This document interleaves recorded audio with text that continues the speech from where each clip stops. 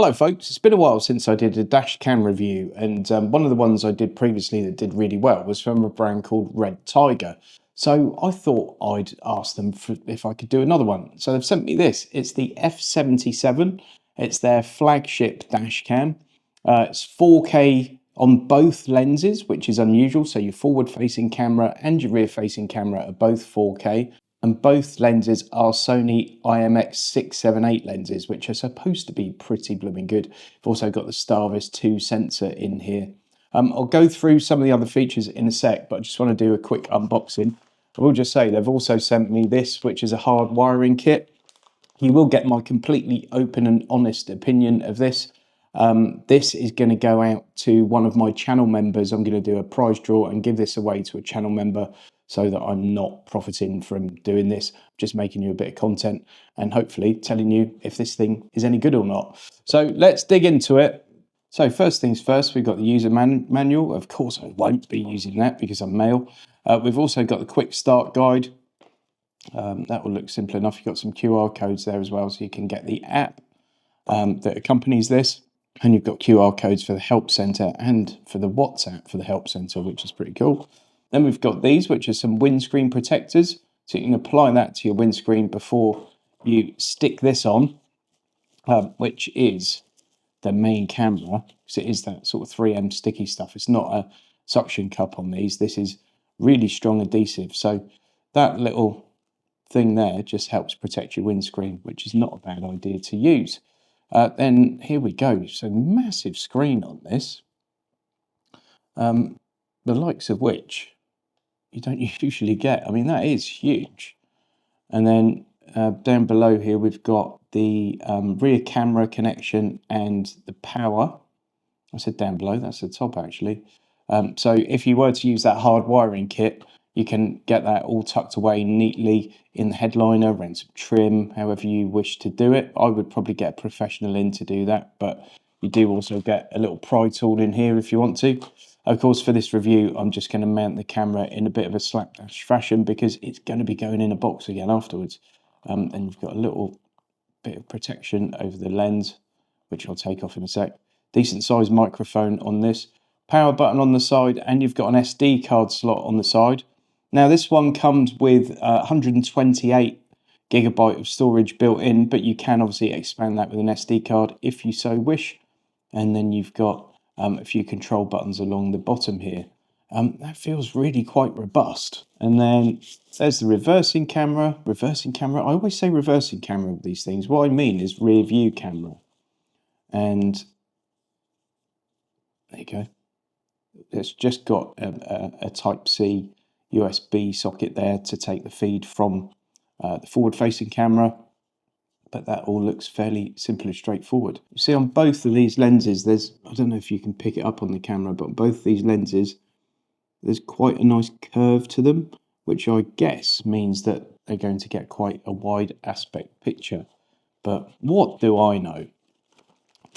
Let's have a look in here. We have another pry tool for your car trim, etc. Some little stickers to stick the cables up tidily. Replacement sticky pad, and then we've got super long USB-C cable, which I guess is for going from this forward-facing camera to the rear-facing camera. And then in here, I'm guessing this is the power. Yes. So we've got a 12-volt adapter, which I'm going to be using, so I'm going to take that out. So that's USB-C one side to go into the power socket on the main camera, and then you've got the 12-volt plug adapter there, and it's got a USB out, so that could be quite handy for you. There's also just a USB variant of that, in case, I guess, you just wanted to plug this into a suitable USB socket in your car rather than using the 12-volt. So all bases seem to be nicely covered with what we've got in the box. It all feels very premium, all feels decent quality. Let's just go through some of the other sort of selling features, if you like. And obviously, these are some of the things that you'll be able to judge for yourself when I show you all the sample footage shortly. Upgraded night vision, STARVIS 2 technology and HDR ensure superior low light clarity with a focus on license plate capture. Now that's interesting because it doesn't come with a polarizing filter. That might be something they offer as an add-on at some point in future, but maybe they feel it doesn't need it because it's got that STARVIS 2 sensor, really decent lenses, and it's got HDR, which is a bit of a surprise. It's got the built-in storage, 128 gigabytes on this one. There is also a 256 gigabyte version, so that's an option. The built-in storage is 10 times faster than SD cards can read or write, which is interesting. So it's got good lifespan with 100,000 read-write cycles, 24/7 parking protection, includes free hardwire kit, offering uninterrupted parking monitoring without draining your battery. It's got fast connectivity, 5.8 gigahertz Wi-Fi, supports fast 8 megasecond transfer speeds, smart voice control, voice-activated functions like enabling Wi-Fi or switching to the rear view without manual interaction while driving. G-sensor emergency recording. So this is interesting. It will automatically lock a video if it detects you've had an accident of some kind. And by locking a video, how dash cams generally work is they constantly overwrite the footage. So you've got the last however many days or hours. But if you lock the footage, that bit will be saved away and it won't get overridden, which is nice. Automatic video lock during accidents to prevent overwriting, transfer to your phone for evidence. Real-time GPS tracking, recorded videos display GPS route tracking, giving you precise data of the journey's location, and it also comes with an 18-month warranty. So I'm going to get this hooked up in the car. I won't go through that process because it's going to be very basic. I'll just show you what it is now. It's going to be power cable into this, cable from here into this, job done. I am of course going to use those sticky things on the windscreen first. Once I've got that set up, we'll go for a little drive and then I'm going to give you some sample footage. I'm going to do that during the day now. It's actually quite a decent day at the moment, although that's always subject to change in the UK.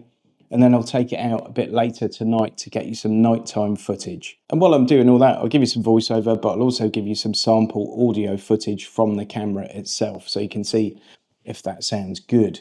It is quite a chunky mic, so I'm suspecting it might. Okay, so there we go. We've got the front camera as the main picture and then the rear camera on the top right. Now, on this car, the back windscreen has got a fairly heavy tint on it. So I was a bit worried about how that may come out, but it actually looks pretty good on there. I don't know if that will affect it at night, but we'll find out later. But it is very heavy tint on the back window.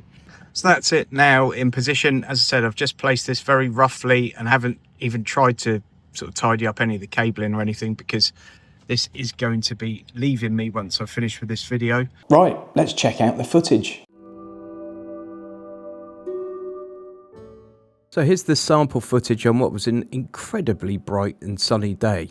One of very few we get in this country. Now you'll have to excuse the windscreen reflections. This is in my 2025 Tesla Model 3 and windscreen reflections are a real problem on the car. And I'm going to look at that in another video and try and address it. A lot of the problems comes with the ambient light bar, which has got a chrome strip on it. Some bounces off that, bounces off the dash, hits back against the windscreen, and you get lots of reflections. But forget about that. We're not here to talk about that. We're talking about the quality of the image from the camera generally. This is in 4K, 30 frames per second mode, and I think it's really quite good in what are fairly challenging conditions, I guess. Obviously, low light can be challenging, but extreme brightness can be as well. This is a sample of the audio using the built-in microphone. It should sound nice and clear. You've got the aircon going in the car, but it should still sound nice and clear. And what you want it to sound clear is it could pick up valuable evidence for you if you're involved in some sort of road rage incident or if you've had a car accident of some kind. Okay, so far so good. We're now going to switch to the rear view camera.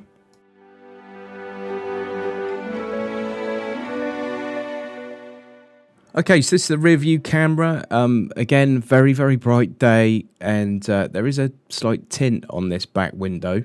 And again, there's a little bit of reflection up from the back of the car, but I think that's as good a rear view camera picture as I've seen in any dash cam to date, and I've done quite a few of these reviews. It's crystal clear. It's also in 4K 30 frames per second, and should be more than adequate for any evidence that you might need if there were an accident or a road rage incident of something like that. I haven't positioned the camera in the best way. If I were having this installed permanently, I'd spend a lot more time positioning the camera. Obviously, this is a temporary positioning just to make this video, really, but I probably could have done a bit better with it. But I think that's all looking rather wonderful. Really very impressed with that.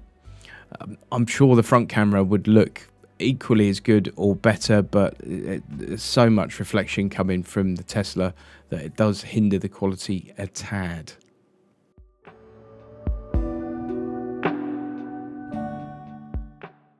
Just zooming in 50% here, so you can see what the footage looks like. If you jump in a little bit further, still perfectly acceptable, I would say. And there should be enough there to pick up that license plate information should you need it.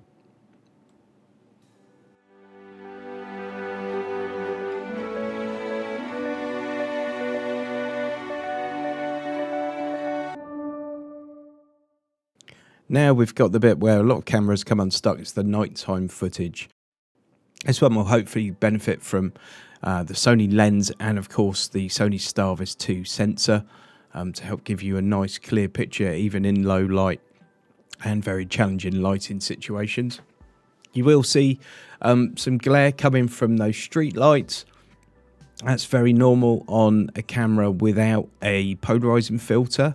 I'm sure there'll be an aftermarket polarizing filter available for this, and I always recommend anyone with a dash cam gets themselves a polarizing filter because you will just get better quality imaging. You'll also see the blue ambient light glare up on the windscreen from my Tesla. Once again, apologies for that, folks. Just to further test this out, I've put a really quite harsh crop on it. We're looking at 75% crop on this image. On a lot of dash cam footage, once you crop it, the image becomes so noisy and distorted that it's really not usable, where this really does still look quite good, even with a fairly harsh crop. And that could be very, very useful for you, particularly if you need to use anything in evidence. This is really quite impressive, especially for a camera without a polarizing filter.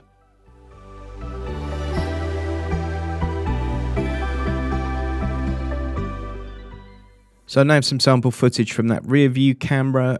Again, it would benefit from a polarizing filter probably, just to clear it up a tad. But for rear view footage from any dash cam I've seen, this is really not too bad at all.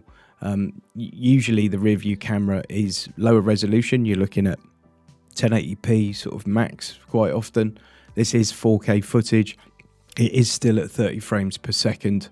And although the image quality is not stunning, you're not going to go and film a Hollywood movie with this thing. Certainly you've got enough detail in this imaging to give you evidence if you should require it.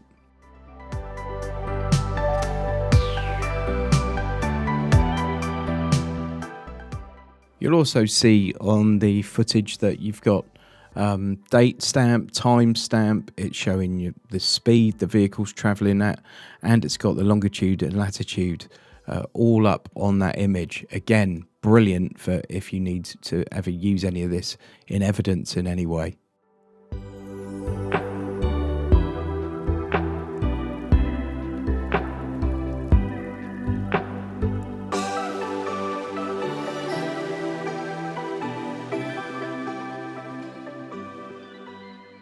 As for the app, it's all very simple stuff. You literally connect to the camera using your phone's Wi-Fi. You've got live feed on the camera, so you can see exactly what you're getting. You can change the cameras on that, so you can go to rear view or front view. Settings are all simple enough. You can obviously choose your screen resolution. You can choose the length of the loops.